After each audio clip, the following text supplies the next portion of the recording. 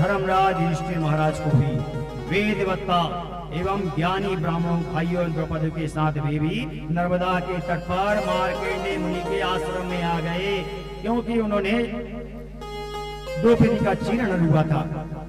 इसी वजह से उन्हें अज्ञातवास हुआ था और वे उस अज्ञातवास को काटने के लिए मां नर्मदा के रेवा के तट पर आए हुए थे। भाइयों के साथ 3 बार मुनि की परिक्रमा की और आश्रम में आए। वहां पहुंचकर उन्होंने भाइयों से दंडवत प्रणाम करके बैठ गए। राजा को बैठा हुआ देख महामुनि मार्कंडेय ऋषि जी कहते हैं, नृपश्रेष्ठ, भाइयों और ब्राह्मणों के साथ कुशल से तो हो।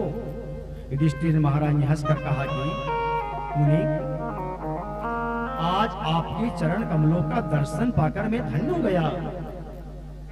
मेरे अंतःकरण का बल नष्ट हो गया है। तीनों लोकों में प्रवाहित होने वाली पुण्य सलीला गंगा, यमुना, सरस्वती, अन्य परम पावन तीर्थों को छोड़कर आप किस उद्देश्य से केवल महानदी नर्मदा का ही सेवन करते हैं? इस बात को हम सब लोग भी सुनना चाहते हैं, कृपया करके हमें बताइए।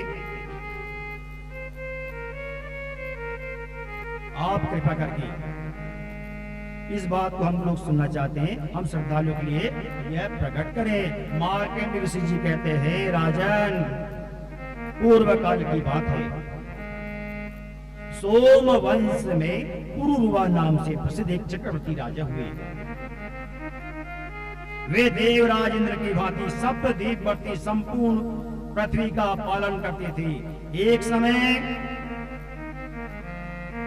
राजसभा में इंद्र श्रेष्ठ ने बड़े बड़े ब्राह्मणों से, विप्रवरों से पाप रूपी पंख में फंसे हुए मनुष्यों का किस उपाय करने से उनकी मुक्ति प्राप्त हो, उनके कर्मों के बिना स्वर्गलोक प्राप्त हो जाए, यह बताइए। ब्राह्मणों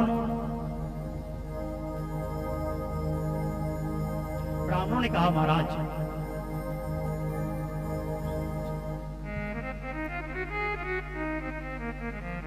नर्मदा नदी तीनों लोगों को पवित्र करने वाली है, संपूर्ण विश्व का पाप हरण करने में सक्षम है।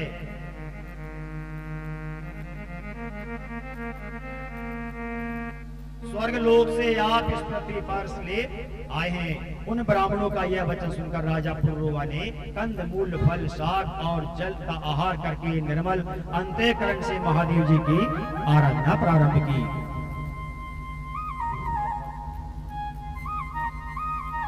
तब महादेव जी ने प्रसन्न होकर कहा, वत्से वर मांगो, मैं तुम्हारी मनोलासित वस्तु प्रदान करूंगा। पुरुरवा राजा कहते हैं, महादेव, हे महादेव, आप समस्त लोगों के हित के लिए मां नर्मदा को पृथ्वी पर उतार लीजिए। आज लाख योजन का विशाल जन्मोदित निराधार हो रहा है। ना देवता तृप्त होते हैं, ना पितर प्राप्त होते हैं, और ना ही मनुष्यों को ही तृप्ति होती है। महादेव जी कहते हैं, भगवान भोलेनाथ जी कहते हैं, राजन, तुम तो अयाच्य वस्तु की याचना करते हो। ऐसा वर तो देवताओं के लिए भी दुर्लभ है, ऐसा वर तो देवताओं के लिए भी दुर्लभ है। नर्मदा को छोड़कर जो कोई दूसरा वर मांगो मैं दे दूंगा। पुरुरवा राजा कहते हैं कि महादेव, मैं प्राण जाने पर भी दूसरा वर नहीं मांगूंगा। राजा का यह निश्चय जान करके उग्र तपस्या द्वारा उनके किए हुए साधन को देखकर महादेव जी ने नर्मदा को आज्ञा दी, हे देवेश्वरी, तुम पृथ्वी पर उतर जाओ। पुरुरवा की तपस्या के फल से मृत्यु लोक के हित का साधन करो। मां नर्मदा कहती हैं, महादेव महेश्वर, मैं बिना किसी आधार के स्वर्गलोक से पृथ्वी पर कैसे जाऊंगी? नर्मदा की यह बात सुनकर देवादिदेव महादेव जी ने 8 पर्वतों को बुलाया और उन सब से पूछा कि तुमसे नर्मदा नदी को धारण कर सके ऐसा कौन है? तब विंध्यगिरि ने कहा कि हे देवेश्वर,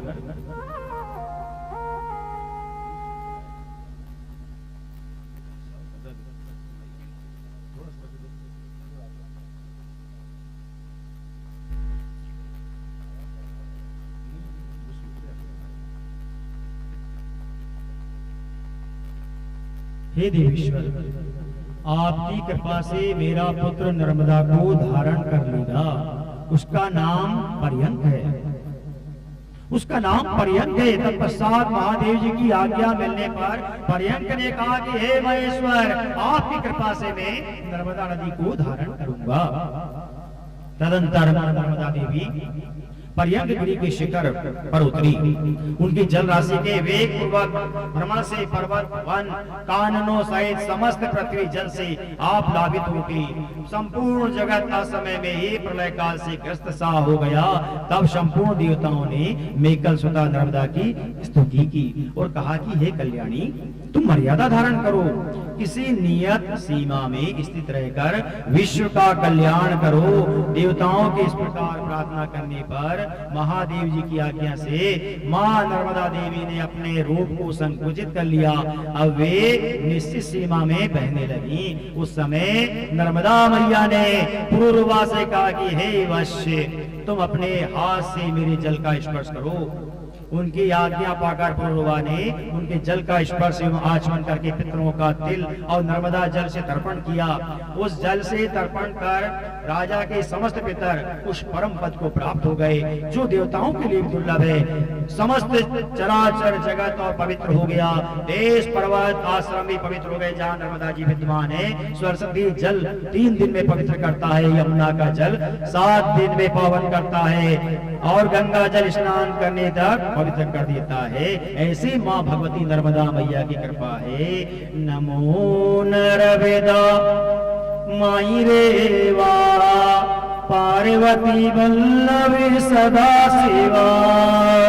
नमो नर्मदा माई रेवा, पार्वती वल्लभ सदा शिवा। माई रेवा, पार्वती वल्लभ सदा शिवा। नमो नर्मदा पार्वती वल्लभ सदा शिवा।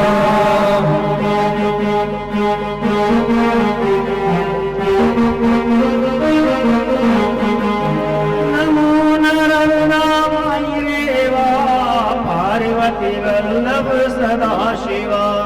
नमो नर्मदा माई रेवा, पार्वती वल्लभ सदा शिवा। नमो नर्मदा माई रेवा, पार्वती वल्लभ सदा शिवा। नमो नर्मदा माई रेवा, पार्वती वल्लभ सदा शिवा।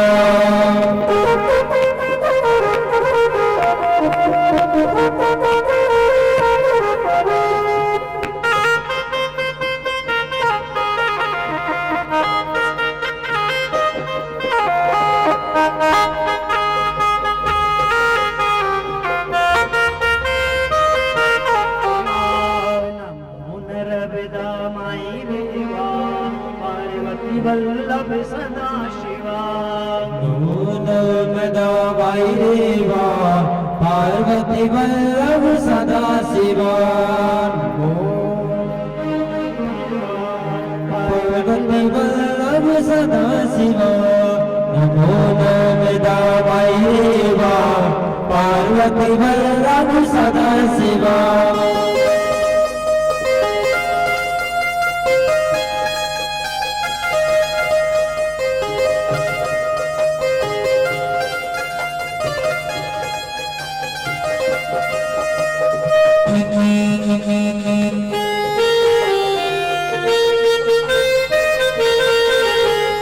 नमो नर्मदा माई रेवा, पार्वती वल्लभ सदा शिवा।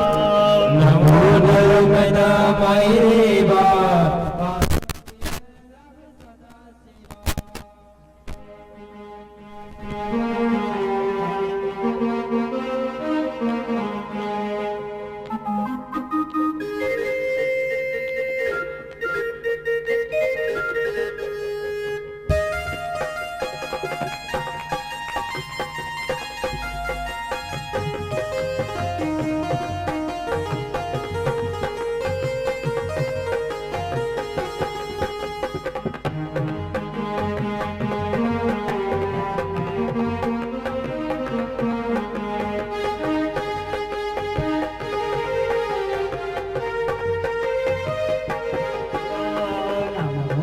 नर्मदा माई रेवा, पार्वती वल्लभ सदा सेवा।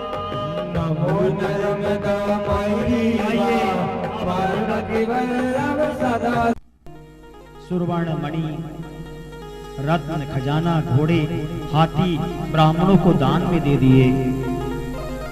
हव्य से देवताओं और कब्य से पितरों को भी तृप्त किया। उस समय उन्होंने देखा पितरों को जलपान का बड़ा कष्ट है। वे पितरों से कहते हैं कि आप लोग कौन हैं और कैसे तृप्त एवं मुक्त हो सकते हैं, यह भी बताएं। पितर कहते हैं राजा से, महाराज महाभागे, यह द्वीप नदियों से रहित है, इसलिए यहाँ का सब धर्म कर्म नष्ट हो चुका है। नदी के अभाव में ना तो देवता तृप्त होते हैं, ना पितर। यदि इस द्वीप में पुण्य सलीला नर्मदा उतर आए तो हम सब लोगों की मुक्ति हो जाएगी। पितरों का यह वचन सुनकर राजा हिरण्यकेशा उदयाचल पर्वत पर गए और कंद मूल फल का भोजन करते हुए भगवान शिव की आराधना करने लगे। नमः शिवाय, ओम नमः शिवाय, हर हर भोले नमः शिवाय। नमः शिवाय, ओम नमः शिवाय, हरे हरे भोले नमः शिवाय। नमः शिवाय, ओम नमः शिवाय, हरे हरे भोले नमः शिवाय। नमः शिवाय, ओम नमः शिवाय।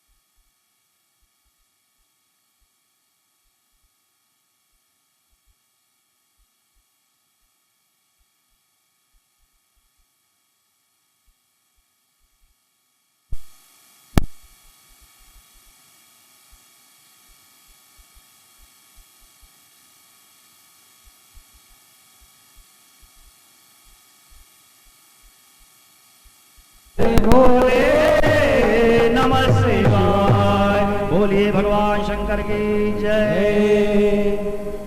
भगवान शिव की आराधना करने लगे। उन्होंने बड़ी कठोर तपस्या की। उनकी उत्तम भक्ति से प्रसन्न होकर त्रिनेत्रधारी भगवान शंकर प्रत्यक्ष प्रकट हो गए और राजा ने देवादिदेव महादेव के रूप का दर्शन किया। उनकी 3 बार परिक्रमा की, दंडवत प्रणाम करके उनका स्तवन करने लगे। देव शिव ने कहा कि, महादेव ने कहा कि महाभाग राजेंद्र, तुम अपना अभिष्ट वर मांगो। राजा ने कहा, हे महादेव, 7 कल्प तक प्रवाहित होने वाली पुण्य सलीला नर्मदा देवी को आप इस मृत्यु लोक में उतारे, इस पृथ्वी लोक में उतारे। पितर घोर नरक में डूबे हुए हैं। पितर घोर नरक में डूबे हुए हैं, उनका उद्धार हो और वे तृप्त होकर मुक्ति एवं परम गति को प्राप्त हो जावे। इसके लिए मां नर्मदा का भूलोक में अवतरण आवश्यक हो जाता था। महादेव जी कहते हैं, हे वत्स, मां नर्मदा तो ब्रह्मा विष्णु आदि देवताओं, दैत्यों तथा अल्पजीवी प्राणियों द्वारा पृथ्वी पर नहीं उतारी जा सकती, अतः तुम कोई दूसरा वर मांग लो। तब राजा हिरण्यकेश ने कहा, प्रभु आपके प्रसन्न होने पर तीनों लोकों में कुछ भी दुर्लभ नहीं है। मैं तो सहस्त्रों जन्म धारण करने पर भी दूसरा वर नहीं मांगूंगा। हे देव देवेश्वर, मैं आपके सेवकों का सेवक हूँ, मुझे नर्मदा जी ही दीजिए, नर्मदा को ही दीजिए। राजा का दृढ़ निश्चय जानकर भगवान भोलेनाथ ने लोक मंगल की कामना त्रिलोक नर्मदा देवी का हवन किया। वे मगर के आसन पर आरूढ़ दिव्य रूप से आकर भगवान भोलेनाथ के सम्मुख खड़ी हो गई और उमा महेश्वर दोनों के चरणों का स्पर्श करके नतमस्तक हो नर्मदा कहती हैं, देवेश, इसलिए मेरा स्मरण किया गया, किस लिए मेरा स्मरण किया गया है, मेरे लिए क्या आज्ञा कर रहे हैं महादेव। भगवान भोलेनाथ जी कहते हैं, नर्मदे, हे नर्मदे, राजा हिरण्यकेश ने अपना राज्य छोड़कर 14,000 दिव्य वर्षों तक घोर तपस्या की है। अतः तुम उनकी इच्छा के अनुसार पृथ्वी पर जाओ और नरक में पड़े हुए सब पितरों का उद्धार कर दो। नर्मदा मैया कहती हैं कि हे देव, हे महादेव, मैं बिना किसी आधार के जम्बूद्वीप में कैसे अवतरित होंगी। तब महादेव जी ने पर्वतों से कहा कि तुम सब लोग क्षण भर स्थित हो जाओ और जिससे सरिताओं में श्रेष्ठ नर्मदा जी पृथ्वी पर आ सकें। तब पर्वतों ने कहा, हे देव, हम नर्मदा देवी को धारण करने में असमर्थ हैं। उसी समय उत्तराचल में खड़े होकर महादेव की कृपा से मैं नर्मदा को धारण करने में सक्षम हूँ। उदयाचल ने खड़े होकर कहा, महादेव की कृपा से मैं नर्मदा को धारण करने में सक्षम हूँ, पुण्य शैला नर्मदा को धारण करूंगा। तदंतर उदयाचल की चोटी पर चढ़ लगकर मां नर्मदा देवी आकाश से पृथ्वी पर उतरी और वायु वेग से पश्चिम दिशा को प्रभावित हो चली। उस समय तीनों लोकों में बड़ा हाहाकार मच गया। उस समय प्रलय की स्थिति बन गई। नर्मदा के जल का वह भयंकर नाद सुनकर पाताल लोक से एक ज्योतिर्मय लिंग प्रकट हुआ और हुंकार पूर्वक कहता है, सब पापों को हरने वाली तथा उत्तम व्रतों का पालन करने वाली नर्मदा, मर्यादा को धारण करो। तुम्हें एक सीमा में ही बहना है, तुम्हें एक सीमा में ही बहना है जिससे संसार का कल्याण हो सके। तत्पश्चात नर्मदा देवी के मर्यादा धारण करने पर राजर्षि राजा हिरण्यकेश ने नर्मदा से कहा कि देवी, आपने हमारे पितरों का उद्धार करने के लिए बड़ी कृपा की। नर्मदा ने उत्तर दिया, राजन, तुमने मेरे पृथ्वी पर लाने के लिए महादेव जी की आराधना एवं तपस्या की है, इसलिए तुम्हारे माता पिता, तुम्हारी रानियों के कुल के लोग मेरे प्रभाव से उमा महेश्वर के लोक को चले जाएंगे। तब राजा हिरण्यकेश ने नर्मदा में विधि पूर्वक स्नान करके देवताओं और पितरों का तर्पण कर श्राद्ध और पिंडदान किया। इससे उनके सभी पितर नरक से निकलकर देवलोक में स्थित हुए। नर्मदा का यह सबसे पहला अवतरण है। नमो नर्मदा माई रेवा, पार्वती वल्लभ सदा शिवा। नमो नर्मदा माई रेवा, पार्वती वल्लभ सदा शिवा। नमो नर्मदा माई रेवा, पार्वती वल्लभ सदा शिवा।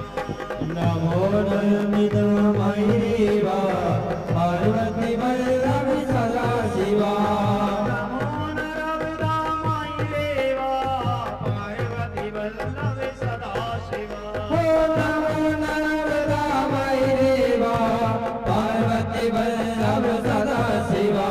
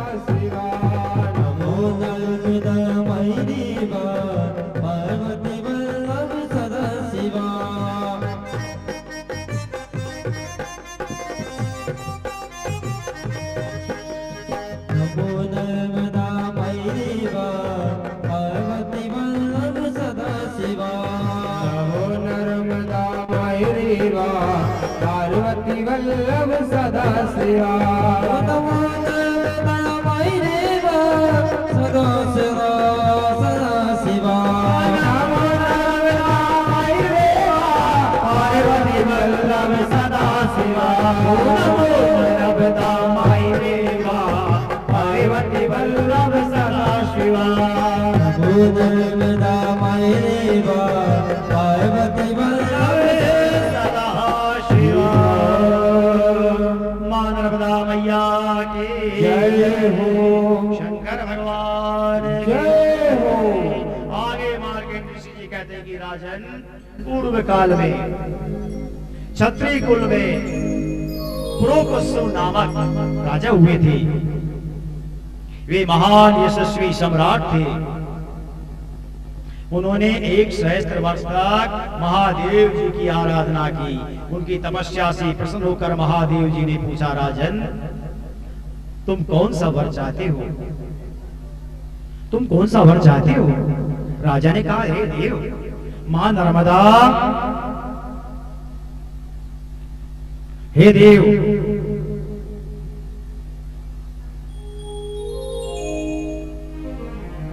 राजा ने कहा, हे देव, नर्मदा नाम से प्रसिद्ध जो परम सौभाग्यशाली नदी है, आप इस भूतल पर उतारे। महादेव जी ने कहा, राजन, यह अयाच्य वर है, इससे ना मांगकर कोई दूसरा वरदान मांगो। इतना सुनते ही वे महाभाग पुरुषो मूर्छित होकर भूतल पर गिर पड़े। यह देखकर भगवान शंकर कहते हैं, राजन, महादेव जी कहते हैं, राजन, यह अयाच्य वर है, इसे ना मांग कर कोई दूसरा वरदान मांग लो। इतना सुनते ही वे महाभाग पुरुष मूर्छित होकर गिर पड़े। भगवान शंकर कहते हैं, राजन, तुम स्वस्थ हो जाओ। मैं यह पर्यंक नामक पर्वत ने महानदी नर्मदा के वेग को धारण कर स्वीकार किया। राजा और देवताओं के साथ देवी नर्मदा बड़े वेग से पृथ्वी की ओर चल पड़ी और पर्वत चोटी चोटी पर होती हुई उस स्थान पर पहुंची जहां पूर्व काल में राजा पृथु ने अश्वमेध यज्ञ किया था। वहीं एक बांस के मूल भाग से नर्मदा नदी निकली थी। उस समय सारे देवता, गंधर्व और तपस्वी ऋषिगण सब लोग आगे और पास से पूजन करके नर्मदा की शरण में गए और कहते हैं, देव, हे देवी, आज आप लोगों का जन्म सफल हुआ, हमारी तपस्या भी सफल हो गई। आपका दर्शन करके हम सब देवता कृतार्थ हो गए। नर्मदे, तुम अपने हाथ से देवताओं का स्पर्श करो जिससे हम लोग पवित्र हो जाएं। यह सुनकर मां नर्मदा कहती हैं, मैं अब तक कुंवारी हूं, मेरे पति का वरण नहीं किया है।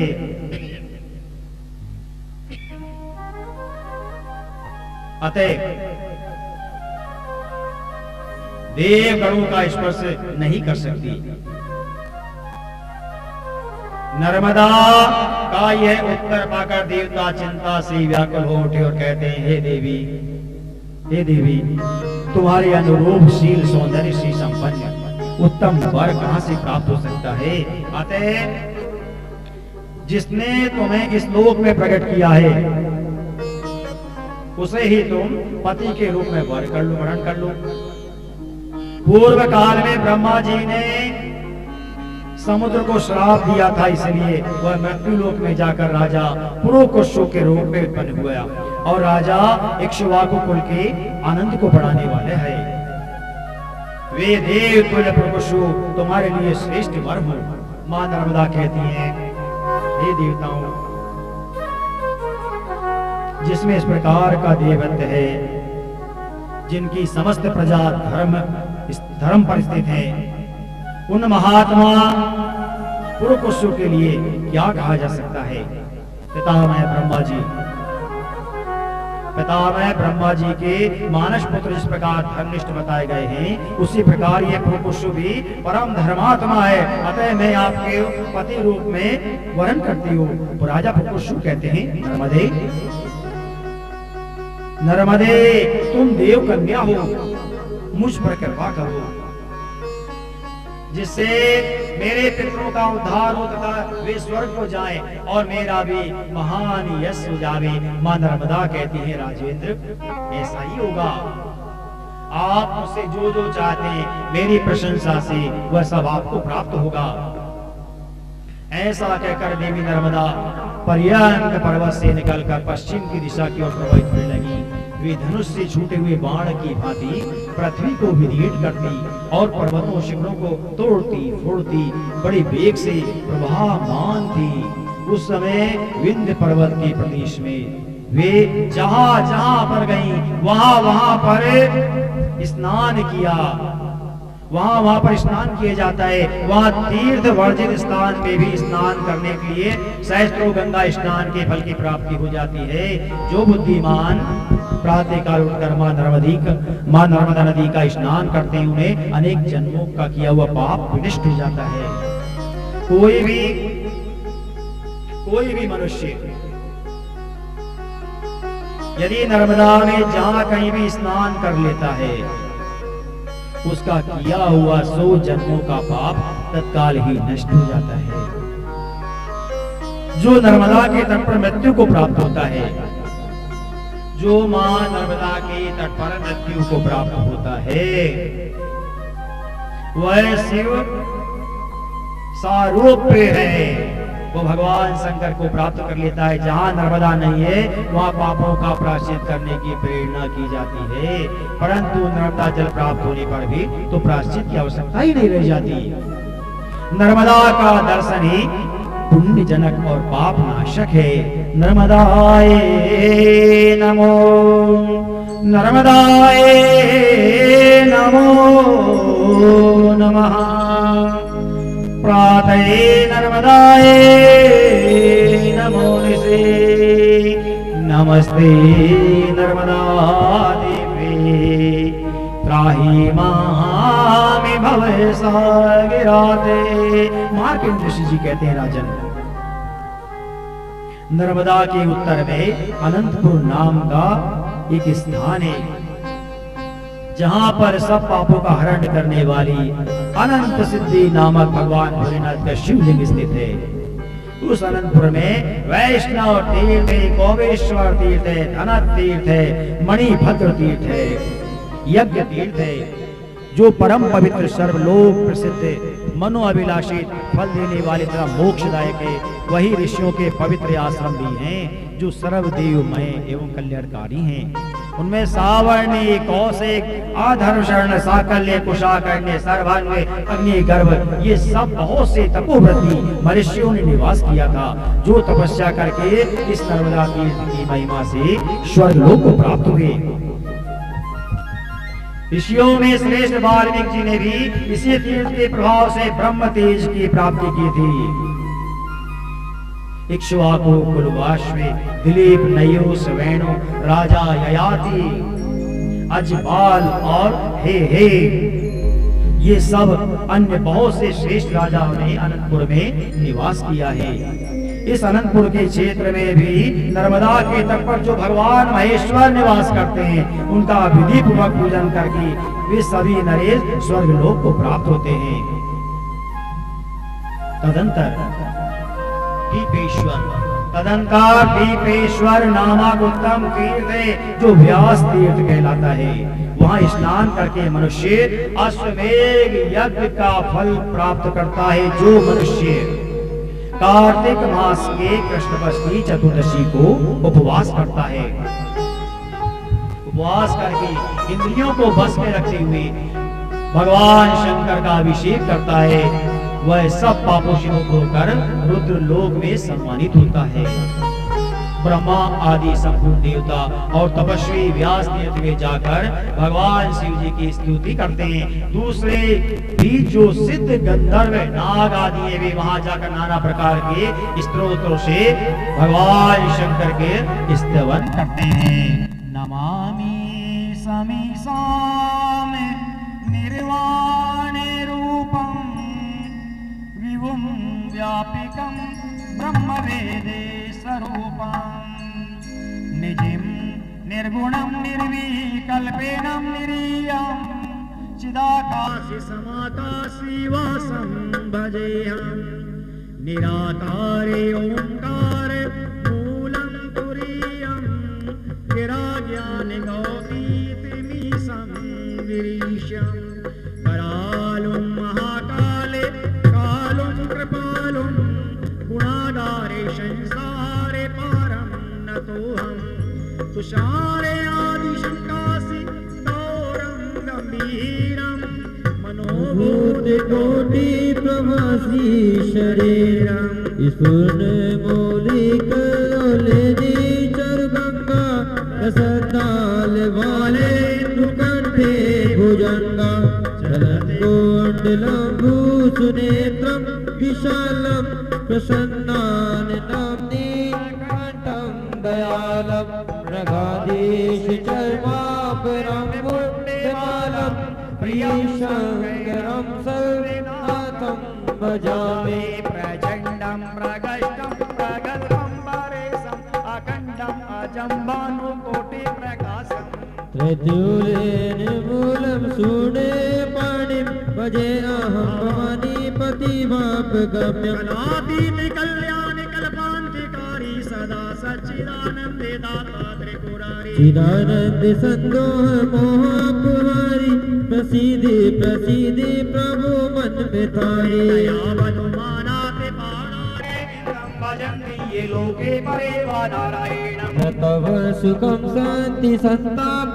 नाशं प्रसीदि प्रभो सर्वभूते योगं जपं नैव पूजा न तोऽहं सदा स्मवेदा सम्भुतोऽभ्यम् जरा जन्म दुःखो गतापापनानं प्रभु पाह्यापन्न मगन शम्भो पाह्यापन्ने नमामि श्री शम्भो बोले शंकर भगवान की जय गीत गाता रहूं मैं सदा सर्वदा गीत गाता रहूं मैं सदा सर्वदा नर्मदा नर्मदा नर्मदा नर्मदा नर्मदा नर्मदा नर्मदा नर्मदा नर्मदा नर्मदा नर्मदा नर्मदा नर्मदा नर्मदा नर्मदा नर्मदा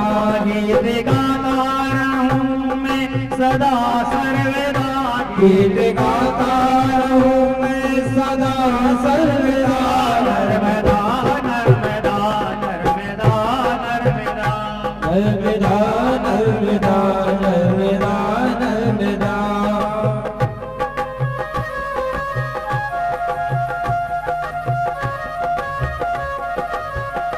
जय हो अवसर है भजन करने का ताली बजा के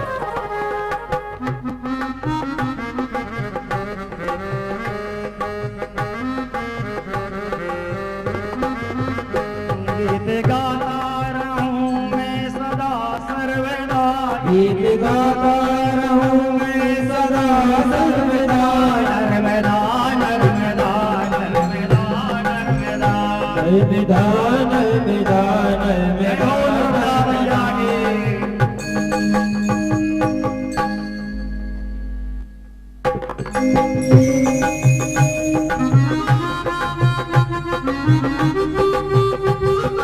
नर्मदा नर्मदा नर्मदा नर्मदा नर्मदा नर्मदा नर्मदा नर्मदा गीत गाता रहूं मैं सदा सर्वदा गीत गाता रहूं मैं सदा सर्वदा नर्मदा नर्मदा नर्मदा नर्मदा नर्मदा नर्मदा नर्मदा नर्मदा जो नर तुझ में डुबकी लगाए जो नर में डुबकी लगाए जो नर तुझ में डुबकी लगाए जो नर तुझ में डुबकी लगाए पाप कटे सब मुक्ति पाए पाप कटे सब मुक्ति पाए सर झुकाता रहूं मैं सदा सर्वदा सर झुकाता रहूं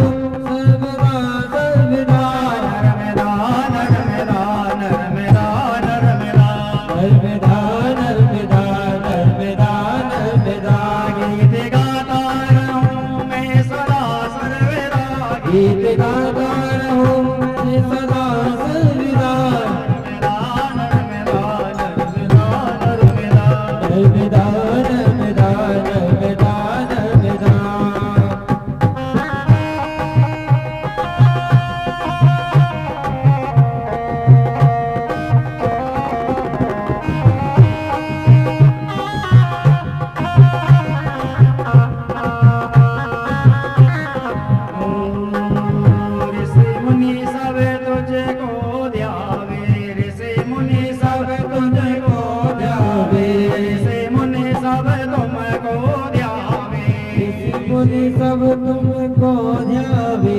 वेद पुराण सब हमको बतावे। वेद पुराण सब हमको बतावे। वेद पुराण सब हमको बतावे। वेद पुराण सब हमको बतावे। गुनगुनाता रहूं मैं सदा सर्वदा। गुनगुनाता रहूं सदा सर्वदा। भजन गाता रहूं मैं सदा सर्वदा। भजन गाता रहूं सदा सर्वदा। नर्मदा नर्मदा नर्मदा नर्मदा। नर्मदा नर्मदा नर्मदा नर्मदा। गीत गाता रहूं मैं सदा सर्वदा। गीत गाता रहूं मैं सदा सर्वदा। नर्मदा नर्मदा नर्मदा नर्मदा। नर्मदा नर्मदा नर्मदा नर्मदा। भजन गाता रहूं मैं सदा सर्वदा। भजन गाता रहूं मैं सदा सर्वदा। नर्मदा नर्मदा नर्मदा नर्मदा। नर्मदा नर्मदा नर्मदा नर्मदा। गीत गाता रहूं मैं सदा सर्वदा। गीत गाता रहूं मैं सदा सर्वदा। नर्मदा नर्मदा नर्मदा नर्मदा। नर्मदा नर्मदा नर्मदा नर्मदा। नर्मदा नर्मदा नर्मदा नर्मदा। बोली नर्मदा मैया की जय हो। मार्केट ऋषि जी कहते हैं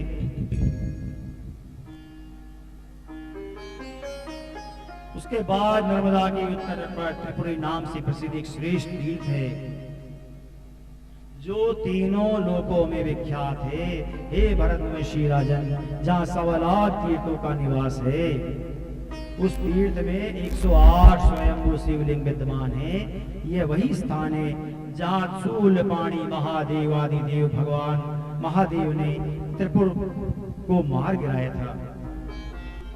जो इच्छा या अनिच्छा से भी त्रिपुरारी में प्राण त्याग करता है, वह विमान द्वारा महादेव के परम धाम में जाकर वहां के दिव्य भोगों का भोग करता है। वहां देवादि देव त्रिपुरारी शिव 33 कोटि प्रसिद्ध देवताओं के साथ निवास करते हैं। इसलिए त्रिपुरी क्षेत्र को शिव क्षेत्र कहा गया है। वहां वह क्षेत्र 2 कोश लंबा और 2 कोश चौड़ा है। इस बीच में जिनकी मृत्यु होती है वे सुगति को प्राप्त करते हैं। स्वयंभू मनवंतर में अयोध्यापुरी में महान यशस्वी मनु नामक एक चक्रवर्ती सम्राट हुए हैं। उन्होंने सूर्य वंश में जन्म लिया। भगवान शंकर और विष्णु की आराधना करके उन्होंने अयोध्यापुरी प्राप्त की थी। जैसे कुबेर की अलकापुरी विख्यात है, तथा जिस प्रकार इंद्र की अमरावतीपुरी बड़ी मनोहर है, अयोध्या भी वैसे ही शोभा संपन्न थी। वहां रहकर महाराज मनु पर्वत वन और कानों सहित सप्तद्वीप वर्ती संपूर्ण पृथ्वी का पालन करते थे। एक दिन पूर्णिमा को एक पहर रात व्यतीत होने के पश्चात राजा के कानों में आकाश में विचरने वाले विमानों में लगी छोटी छोटी घंटियों के शब्द सुनाई पड़े। उनसे संगीत और वाद्य की भी ध्वनि हो रही थी। यह सब देखकर शंकर राजा को बड़ा आश्चर्य हुआ। वे सोचने लगे कि ये विमान किसके हैं जो मेरे ही भवन के ऊपर स्थित हैं। ये किसका साहसपूर्ण कार्य है। इस प्रकार सोच विचार में पड़े हुए राजा की वह रात बीत गई। प्रातः सूर्य उदय होने पर नित्य नैमित्तिक कर्म धर्म को संपन्न करके राजा राज ऋषि मनु ने वशिष्ठ मुनि से कहा कि महामुनि, ये मेरे महल के ऊपर स्थित किसका विमान है। यह किस पुण्य कर्म के प्रभाव से, किस दान और नियम के पालन से प्राप्त होते हैं। राजर्षि मनु के ऐसे कहने पर मुनिवर वशिष्ठ जी कहते हैं,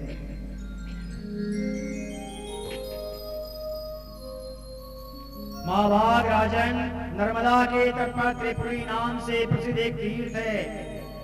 वहां जिन लोगों ने यज्ञ किया है, दान किया है, होम किया है, सत्कर्म किए हैं, उन्हीं के विमान आपके महलों के ऊपर स्थित थे। महाराज, एकमात्र नर्मदा देवी ही ऐसी हैं जिन्होंने समस्त पापियों और दुराचारियों को स्वर्गलोक में पहुंचाने के लिए यह नर्मदा नदी दिव्य विमान स्वरूप में उपस्थित है। हे महाभाग, ब्रह्मा, विष्णु, महादेव को छोड़कर दूसरे किसी में भी नर्मदा नदी के पुण्यों का वर्णन करने की सामर्थ्य नहीं है। राजा मनु ने वशिष्ठ मुनि के मुख से नर्मदा की सूर्यस का वर्णन सुनकर आपने मंत्रियों, सदस्यों, सेवकों को आज्ञा दी कि तुम सब लोग राजकीय सामग्री लेकर शीघ्र ही नर्मदा की यात्रा करो। इस विषय में देर नहीं होना चाहिए। तदंतर राजा मनु ने वेद वेत्ता ब्राह्मणों के साथ में देव दाना सेवी त्रिपुरारी को प्रस्थान किया। वहां रानियों तथा संपूर्ण परिवार के साथ में मां नर्मदा के जल का दर्शन करके वे जन्म भर के पापों से छुटकारा पा गए। उस तीर्थ में विधि पूर्वक स्नान करके देवताओं पितरों का तर्पण करके राजा ने चंदन पुष्प आदि से महादेव जी का पूजन किया और मां नर्मदा के किनारे 40 कोस का विशाल यज्ञ मंडप तैयार कराया। उत्तम व्रत का पालन करने वाले यज्ञ कर्म में कुशल चारों विद्याओं में यज्ञ मंडल में तैयार कराया। उस व्रत का उस यज्ञ के निमित्त बुलाए गए जैसे पुष्कर तीर्थ में ब्रह्मा जी हैं, विष्णु और शिव तीनों देवताओं का स्वरूप है, उसी प्रकार यह त्रिपुरी तीर्थ भी है। वहां राजा ने अत्यंत श्रेष्ठ अश्वमेघ यज्ञ प्रारंभ किया। उस यज्ञ से संपूर्ण देवताओं का आह्वान किया।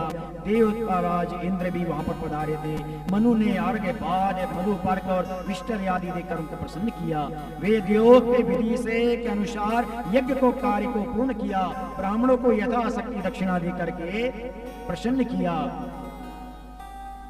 ब्राह्मणों को यथाशक्ति दक्षिणा दे करके प्रसन्न किया। देवताओं पितर मनुष्य सभी तृप्त हो गए। विष्णु और शिव ने राजा को वरदान दिया, अपने अपने लोक को चले गए। इस तीर्थ में किया हुआ तप दान सब कुछ अक्षय हो जाता है। इस प्रकार महातेजस्वी महाराज मनु का यज्ञ जब संपन्न हो गया तब उन्होंने हाथ जोड़कर नर्मदा से कहा, देवी सहस्त्रों चंद्रायण और सैकड़ों सोम यज्ञ का जो फल होता है वह केवल तुम्हारे जल का पान करने मात्र से हो जाता है। वह केवल तुम्हारे जल का पान करने मात्र से होने वाले पुण्य की समता भी नहीं कर सकता। आपने संपूर्ण जगत को तथा समस्त चराचर जीव को जीवन दिया है नर्मदा। हे देवी नर्मदा, तुम पितरों के लिए स्वर्ग लोक ले जाने वाली सीढ़ी बनकर आई हो। आज चारों प्रकार के जीवों को दया करके स्वर्गलोक में पहुंचाओ। अत्यंत तेजस्वी महाराज मनु के द्वारा किए हुए इस स्तवन को सुनकर परम सौभाग्यशाली नर्मदा देवी बोलती है, महाभाग, मैं तुम पर बहुत प्रसन्न हूँ, तुम कोई अपना मनोवांछित वर मांगो। तब महादेवी नर्मदा को नमस्कार करके राजा मनु ने कहा, देवी तुम संपूर्ण जगत को पवित्र करो। ऐसा करो जिससे अयोध्या प्रदेश में अनेक नदियां प्रकट हो जाएं। देवलोक में गंगा आदि नदियां प्रवाहित होती हैं। ऐसा सुना जाता है वे सब इस पृथ्वी पर जिस प्रकार अवतरित हो वैसा उपाय करो। नर्मदा कहती है कि हे नृपश्रेष्ठ, त्रेता युग के प्रथम भाग में तुम्हारे कुल में भागीरथ नाम से प्रसिद्ध एक राजा होंगे। वे इस भूलोक में गंगा जी को लेकर आएंगे। त्रेता के द्वितीय भाग में इस भारतवर्ष के भीतर कालिंदी, सरस्वती, सरयू, महाभागा, गंडकी आदि नदियां भी आएंगी। भागीरथ के नाम पर सरिताओं में श्रेष्ठ गंगा जी भागीरथी गंगा कहलाती है। मार्कंडेय ऋषि जी कहते हैं कि राजन, इस त्रिपुरी क्षेत्र में मरकटी तीर्थ है और मरकटी तीर्थ के पूर्व भाग में परम उत्तम भृगु तीर्थ है। कार्तिक मास की पूर्णिमा तिथि को इस तीर्थ में स्नान करके मनुष्य संपूर्ण पापों से मुक्त हो जाता है। वही नरकेश्वर महादेव के नाम से प्रसिद्ध भगवान शिव हैं, जो स्वर्ग और मोक्ष को प्रदान करने वाले। उनके आगे बांस का वृक्ष दिखाई देता है। उनके पूर्व भाग में त्रिलोचन महादेव विराजमान है। उनके ललाट में स्थित तीसरे नेत्र का दर्शन करके मुनि श्रेष्ठ प्रभु ने पृथ्वी पर गिरकर दंडवत प्रणाम किया और उनकी स्तुति की। उनकी स्तुति से संतुष्ट होकर भगवान भोलेनाथ ने भृगु से कहा, विप्रवर, मैं तुमसे बहुत प्रसन्न हूँ। मैं तुमसे बहुत प्रसन्न, तुम्हारे मन में जिस वर की इच्छा हो वह सब तुम्हें प्रदान करूंगा। साथ ही मैं देव दुर्लभ उत्तम से देख भी प्रदान करूंगा। प्रभु ने कहा, हे देवेश्वर, यदि आप प्रसन्न हैं और मुझे वर देना चाहते हैं तो पृथ्वी पर मेरे ही नाम से इस तीर्थ की प्रसिद्धि हो। हे महेश्वर, मेरी दूसरी प्रार्थना यह है कि आप अपने को इस भृगु क्षेत्र में अवतरित करें, या सदा ही आपकी उपस्थिति बनी रहे। भगवान भोलेनाथ जी कहते हैं, विप्रवर, ऐसा ही होगा, तुम्हारे ही नाम से इस क्षेत्र की प्रसिद्धि होगी।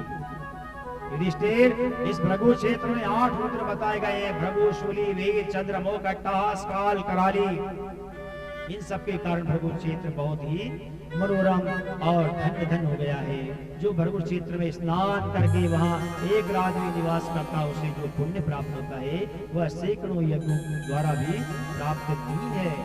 जितेंद्रिय मनुष्य भृगु तीर्थ की प्रदक्षिणा करके तत्काल विशुद्ध होकर शिवलोक को जाते हैं। इस तीर्थ के महात्म्य से मनुष्य सब पापों से छुटकारा पा जाते हैं। प्राचीन काल में मोहन नाम से प्रसिद्ध एक गंधर्व राजा था। वह ब्रह्मा जी की सभा में रहते हुए सदा उनकी आराधना में संलग्न रहता था। एक दिन महर्षि दुर्वासा को वहां देख उसने उनकी हंसी उड़ाई। यह देखकर मुनि ने उन्हें श्राप दे दिया कि अरे, अपने रूप सौंदर्य का क्या अभिमान करता है, अपने रूप सौंदर्य का क्या अभिमान करता है। तू जा चित्रकूट रोग, चित्रकुष्ठ रोग से पीड़ित हो जाएगा, कुष्ठ रोग से पीड़ित हो जाएगा। उस श्राप से भयभीत होकर गंधर्वराज ने मुनि से कहा कि विप्रवर, ब्राह्मण देव, मुझसे भूल हो गई है। मुझ अज्ञानी पर प्रसन्न होकर आप अपने श्राप का अंत कीजिए। दुर्वासा ऋषि जी कहते हैं, गंधर्वराज, तू त्रिपुरारी क्षेत्र में नर्मदा के तट पर जा।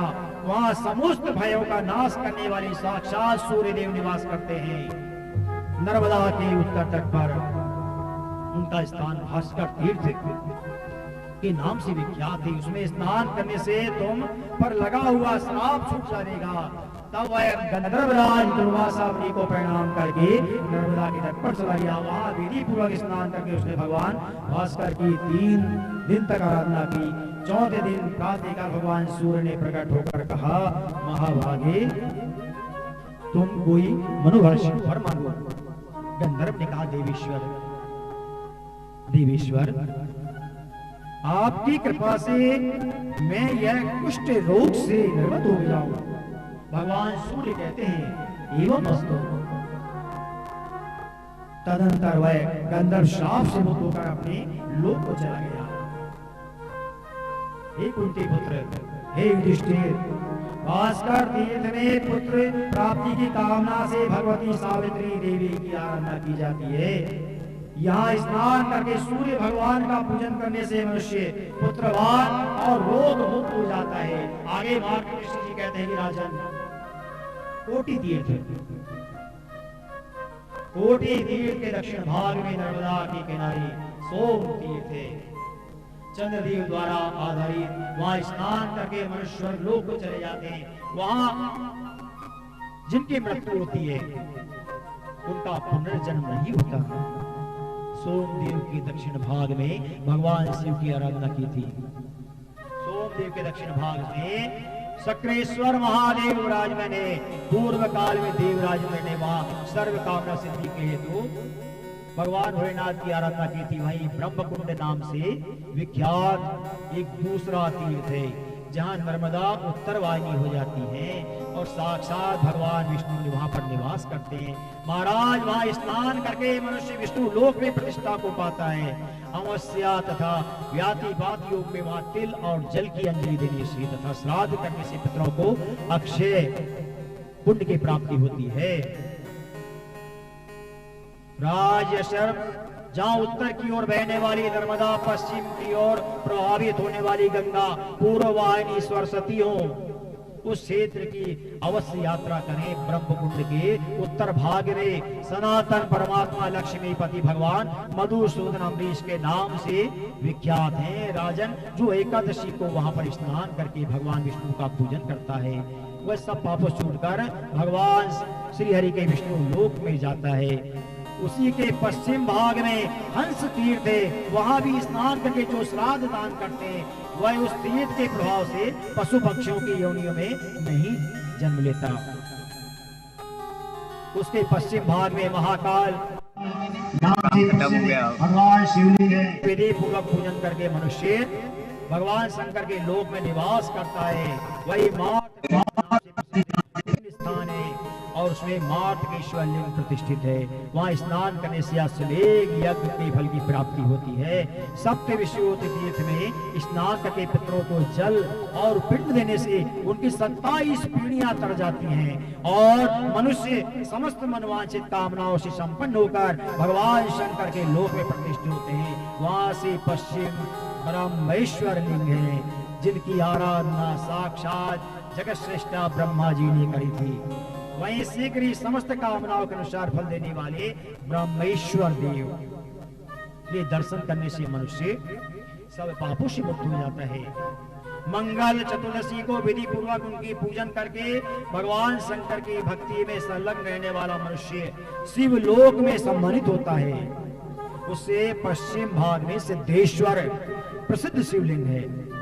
उसी के समीप पर पापों का नाश करने वाला सिद्धेश्वर तीर्थ है। वहाँ स्नान करने से स्वर्गलोक की प्राप्ति होती है। जो मृत्यु को प्राप्त होते हैं उनका फिर संसार में आगमन नहीं होता है। उसमें उत्तर भाग में विश्व प्रसिद्ध संगम तीर्थ है। वहाँ गंगा यमुना नर्मदा का नित्य संगम जानना चाहिए। हे महाराज, उसमें स्नान करने वालों को अश्वमेध यज्ञ के फल की प्राप्ति होती है। उस तीर्थ में पितरों का श्राद्ध अवश्य करना चाहिए। वह उनकी प्रसन्नता को बढ़ाने वाला होता। राजा ने पूछा, इस तीर्थ में गंगा यमुना कैसे आई? यह प्रसंग विस्तार से बताने की कृपा करिए महाराज। जी कहते हैं कि त्रिपुरी क्षेत्र में मतंग नाम से प्रसिद्ध धर्मात्मा राजर्षि थे। भगवान शिव के भक्त, महान योगी, वेदों के परगामी, विद्वानों में श्रेष्ठ थी। एक दिन तपस्वी मतंग मुनि के समीप उनके मार्ग से जाते हुए सप्त ऋषिगण वहां पर आए। उन्होंने ऋषियों को नमस्कार करके अर्धपाद से आदि के द्वारा उनका सत्कार कर उनका सबका पूजन किया। जब सप्त ऋषिगण उस आसन पर विराजमान हो गए तब मतंग मुनि विनय पूर्वक कहते हैं, महर्षि आज मैं धन्य हो गया, क्योंकि आज मेरे यहाँ श्राद्ध के दिन आप जैसे महान पधारे हैं, ब्राह्मण लोग पधारे हैं, सब मुनि मेरे यहाँ पर पधारे हुए हैं। महामुनि मतंग की बात सुनकर वशिष्ठ जी कहते हैं, महर्षि आप लोग तो गंगा यमुना के संगम में स्नान करके ही भोजन करेंगे। तब मतंग ने हाथ जोड़कर कहा, अच्छा आज यही गंगा यमुना के संगम में आप लोगों का स्नान होगा। ऐसा कहकर मुनि ने ध्यान में स्थित होकर गंगा यमुना का आह्वान किया। उनके आह्वान से गंगा यमुना दोनों नदियां तत्काल उनकी आश्रम के निकट चली आई। मतंग जी कहते हैं, मुनिवरों अब आप लोग गंगा यमुना के संगम में स्नान करो। सप्तऋषि महात्मा मतंग का यह अद्भुत कर्म देखकर मन ही मन बड़े आश्चर्यचकित हुए। तदंतर उन मुनीश्वरों ने विधि पूर्वक उस संगम में स्नान किया। मतंग मुनि को पितरों के निमित्त होने वाला श्राद्ध संपन्न करा करके स्वर्ग लोक को प्रस्थान कर गए। गंगा यमुना दोनों ही नर्मदा में समा गई। इस प्रकार सब पापों का नाश करने वाला यह संगम तीर्थ है। बोलिए नर्मदा मैया की जय। नमो नर्मदा माई रेवा पार्वती वल्लभ सदा शिवा। नमो नर्मदा माई रेवा पार्वती वल्लभ सदा शिवा। नर्मदा माई रेवा पार्वती वल्लभ सदा शिवा। नर्मदा माई रेवा पार्वती वल्लभ सदा शिवा। नमो नर्मदा माई रेवा पार्वती वल्लभ सदा शिवा। नमो नर्मदा माई रेवा पार्वती वल्लभ सदा शिवा। नमो नर्मदा माई रेवा पार्वती वल्लभ सदा शिवा।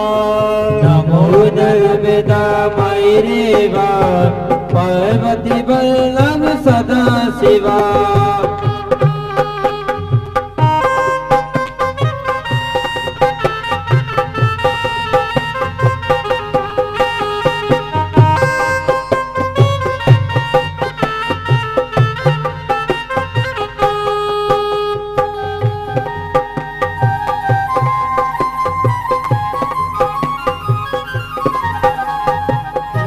नर्मदा माई रेवा पार्वती वल्लभ सदा शिवा। नमो नर्मदा माई रेवा पार्वती वल्लभ सदा शिवा। नमो नर्मदा माई रेवा पार्वती वल्लभ सदा शिवा। नमो नर्मदा शिवा। नमो नर्मदा माई रेवा पार्वती वल्लभ सदा शिवा। नमो नर्मदा माई रेवा पार्वती वल्लभ सदा शिवा।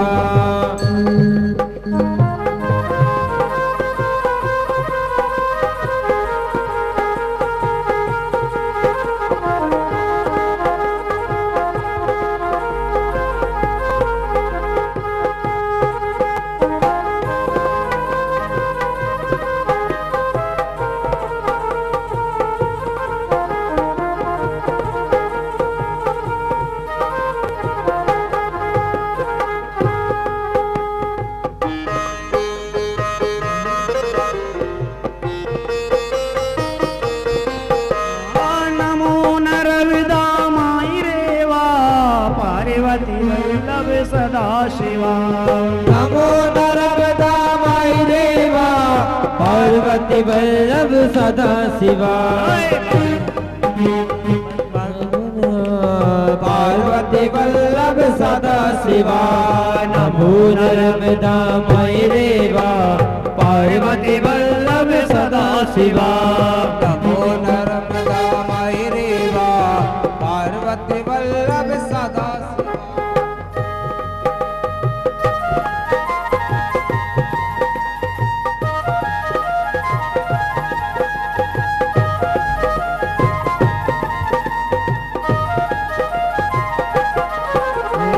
नमो नर्मदा माई रेवा पार्वती वल्लभ सदा शिवा। नमो नर्मदा माई रेवा पार्वती वल्लभ सदा शिवा। नमो नर्मदा माई रेवा पार्वती वल्लभ सदा शिवा। नमो नर्मदा माई रेवा पार्वती वल्लभ सदा शिवा। नमो नर्मदा माई रेवा पार्वती वल्लभ सदा शिवा। नमो नर्मदा माई रेवा पार्वती वल्लभ सदा शिवा। ओ नर्मदा माई रेवा पार्वती वल्लभ सदा शिवा। नमो नर्मदा माई रेवा पार्वती वल्लभ सदा शिवा। ओ नर्मदा माई रेवा पार्वती वल्लभ सदा शिवा। नमो नर्मदा माई रेवा पार्वती वल्लभ सदा शिवा। बोलिए शंकर भगवान की जय। नर्मदा मैया की जय हो। मार्ग ऋषि जी आगे कहते हैं कि राजन, नर्मदा के किनारे गंगा यमुना के संगम तीर्थ के समीप ही ध्रुव तीर्थ है। मनुष्य ध्रुव तीर्थ में स्नान करके ध्रुवेश्वर महादेव का भक्ति पूर्वक पूजन कर वह शुभ विद्याधर लोक में 1,00,000 वर्षों तक राजा के पद पर विराजमान होता है। ध्रुव तीर्थ के पास ही वराह नाम से प्रसिद्ध एक श्रेष्ठ तीर्थ है, जहां कल्याणदायिनी नर्मदा सूक्रा कहलाती हैं। वहां एकादशी को स्नान करके शास्त्रों के विधि से दान सत्कर्म करने के पश्चात विष्णु परायण व्रती पुरुष द्वादशी को शुभ भाव से गंधे पुष्प अक्षत द्वारा दीप और नववेद आदि से उच्चारणों के द्वारा वराह रूपी भगवान श्री हरि की पूजन करता है, उनके वैकुंठ धाम में सदा आनंद करता है। तदंतर चंद्रायण नामक एक श्रेष्ठ तीर्थ है। पूर्णिमा तिथि को जब चंद्रमा रोहिणी नक्षत्र के साथ हो, तब उस महोत्सव की बेला में सब सिद्धियों को देने वाले भगवान चंद्रभूषण महादेव की पूजा करके मानव स्वर्ग लोक को चले जाते हैं। जो परम धर्मात्मा पूर्णिमा सूर्य ग्रहण के अवसर पितरों के लिए तिल और जल की अंजलि अथवा पिंडदान देता है, उनके परमात्मा पितर भी इससे तृप्त हो जाते हैं। वहीं सूर्य उपासना से संबंधित द्वादश तिथि तीर्थ में वही उत्तरायण काल में वहां किया गया सूर्याधन पुण्य की वृद्धि कराने वाला है राजन। वहां संक्रांति काल विश्ववर्ग में शंकर नामक भगवान शिवलिंग भोलेनाथ की शिवलिंग है। जो अमावस्या में भगवान शंकर का पूजन करता है वह सब पापों से मुक्त हो ब्रह्मलोक में सम्मानित होता है। उसके बाद विश्व प्रसिद्ध संगम तीर्थ है, जहां नर्मदा के साथ दत्तात्रेय नदी मिली हुई है। वहां संगम में स्नान दान और भगवान विष्णु का पूजन करके मनुष्य हरि के लोक को चले जाता है। श्रीमन नारायण नारायण नारायण श्रीमन नारायण नारायण नारायण श्रीमन नारायण नारायण नारायण श्रीमन नारायण नारायण नारायण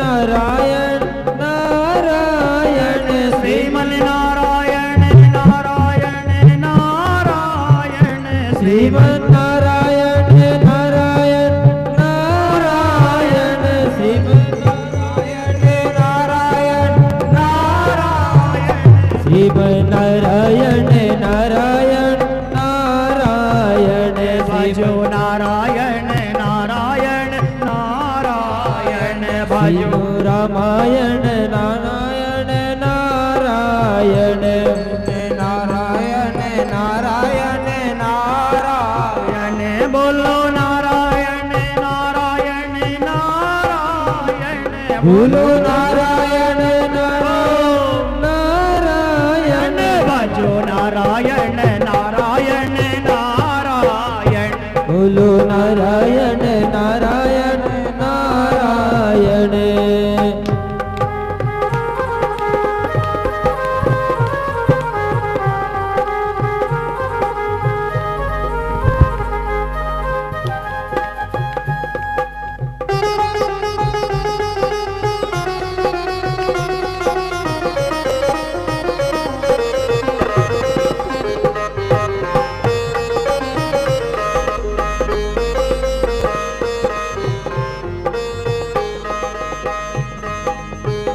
चंद्र नारायण सूरज नारायण चंद्र नारायण सूर्य नारायण चंद्र नारायण सूरज नारायण चंद्र नारायण सूर्य नारायण तारे नारायण नारायण नारायण तारे नारायण नारायण नारायण तारे नारायण नारायण नारायण तारे नारायण नारायण नारायण श्रीमन नारायण नारायण नारायण श्रीमन नारायण नारायण नारायण श्रीमन नारायण भजमन नारायण श्रीमन नारायण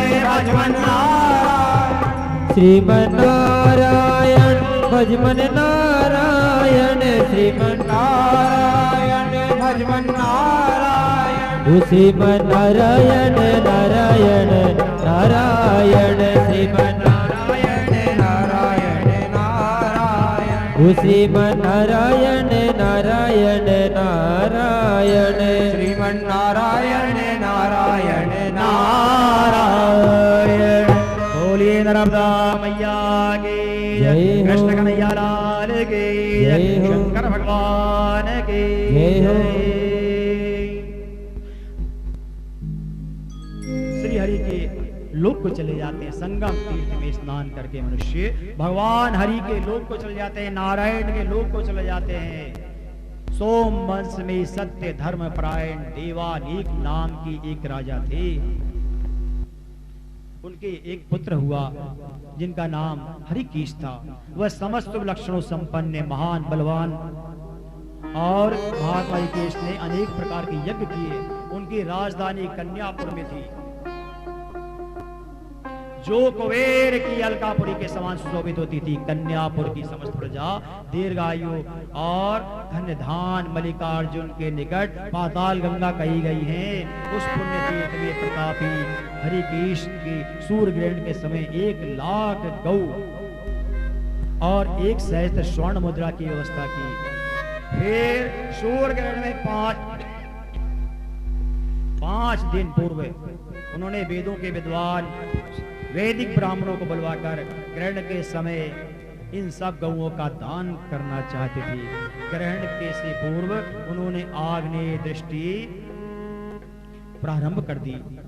देव योग से उनके आवनी अग्नि में अत्यंत तेजस्विनी रुद्र देवता संबंधी प्रकट हुई, जिसने उपस्थित 10,000 ब्रह्मचारियों 1,00,000 गौओं को और जला करके भस्म कर दिया। वहां का यज्ञ मंडप और नगर भी सब भस्म हो गया। यह सब देखकर ऋषिकेश के मन में बड़ा दुख हुआ। वे अग्नि में प्रवेश कर जाने लगे और अपनी रानियों के समस्त मंत्रियों के साथ आसन से उठकर खड़ी हो गए। यह सब देख करके उन्हें बड़ा आश्चर्य हुआ, हाहाकार मच गया। तब एक ब्राह्मण ने कहा, महाभागे, तुमने अग्नि में प्रवेश करने की आवश्यकता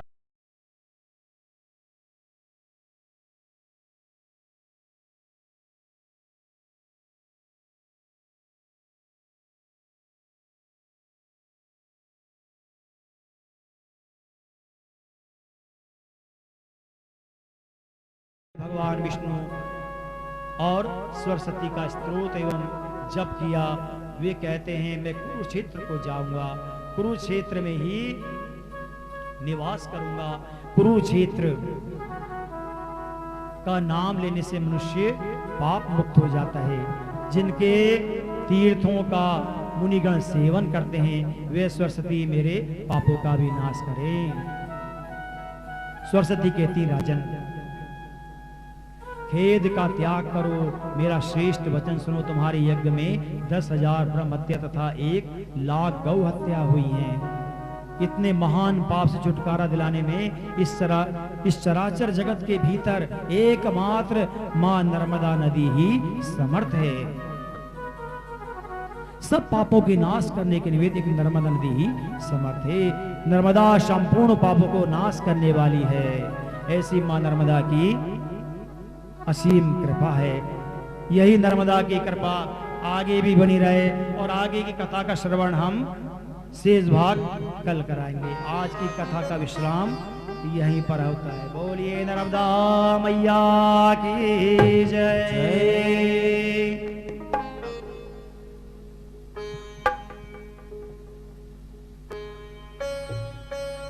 हेलो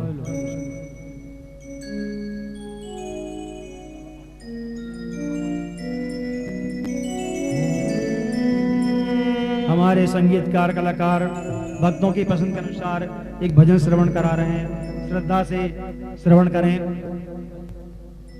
हेलो हेलो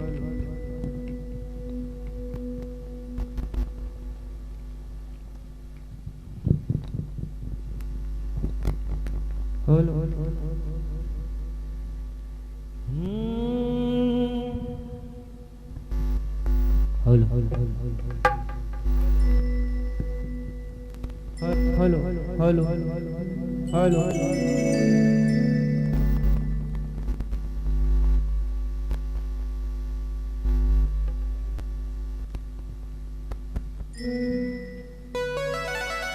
बोल नर्मदा मैया की जय, शंकर भगवान की जय हो। आवाज का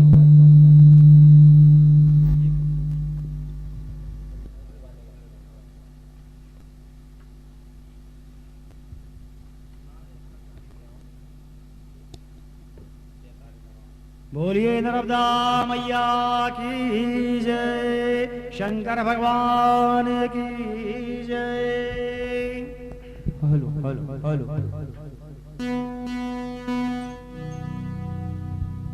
जैसे कि भैया शुरू से आए तो बोले सरसवन सुना दो भैया।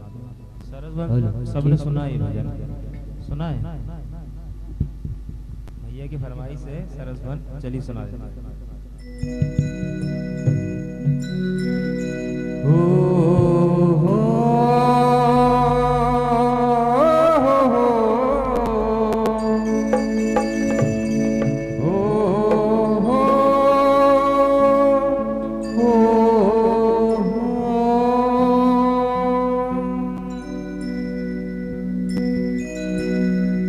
सरस वन में जय हो, सरस वन में आज कोयल बोली रे सरस वन में।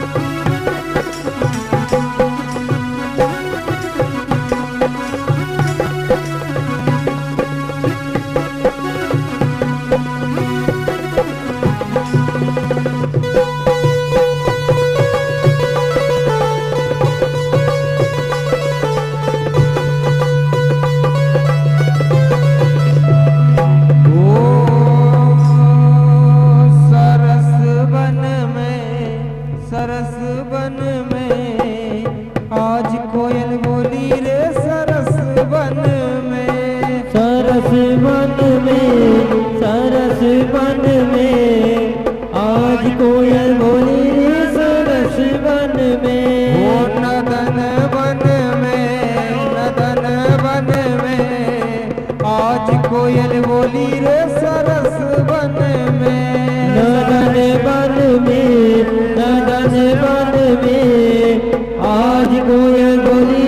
सरस वन में। सरस वन में, सरस वन में, आज कोयल बोली रे सरस वन में। सरस वन में, सरस वन में, आज कोयल बोली रे सरस वन में।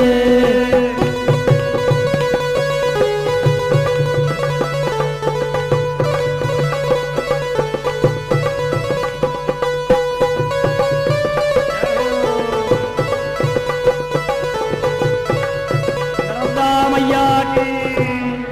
वो जमरा रो बेटो बड़ो चतुर सुजान रे, जमरा लारू बेटू मैया चतुर सुजान रे, जमरा रो बेटो बड़ो चतुर सुजान रे, जमरा लारू बेटू बड़ो चतुर सुजान रे, चतुर सुजान मैया चतुर सुजान रे, चतुर सुजान मैया चतुर सुजान रे, जमरा रो बेटो बड़ो चतुर सुजान रे, जमरा लारू बेटू बड़ो चतुर सुजान रे।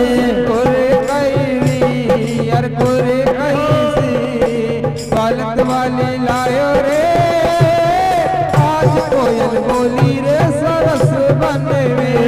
सरस वन में, सरस वन में, आज कोयल बोली रे सरस वन में।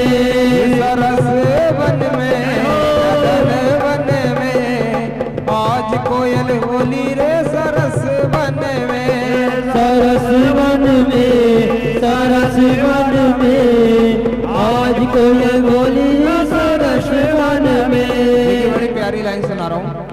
नर्मदा मैया में, नर्मदा मैया में कंकर कंकर शंकर नर्मदा मैया में, नर्मदा मैया में, नर्मदा मैया में कंकर कंकर शंकर नर्मदा मैया में। वो नर्मदा जल में, नर्मदा जल में कंकर कंकर शंकर नर्मदा जल में, नर्मदा मैया में, नर्मदा मैया में कंकर कंकर शंकर है नर्मदा मैया में। वो सरस वन में, सरस वन में आज कोयल बोली रे पाठक कॉलोनी में, सरस वन में, सरस वन में आज कोयल बोले पाठक कॉलोनी में। सरस वन में, सिवनी मालवा में, बनापुरा में, पाठक कॉलोनी में आज नर्मदा मैया की जय बोलो। सरस वन में, सरस वन में आज कोयल बोले सरस वन में। मैया आज कोयल बोली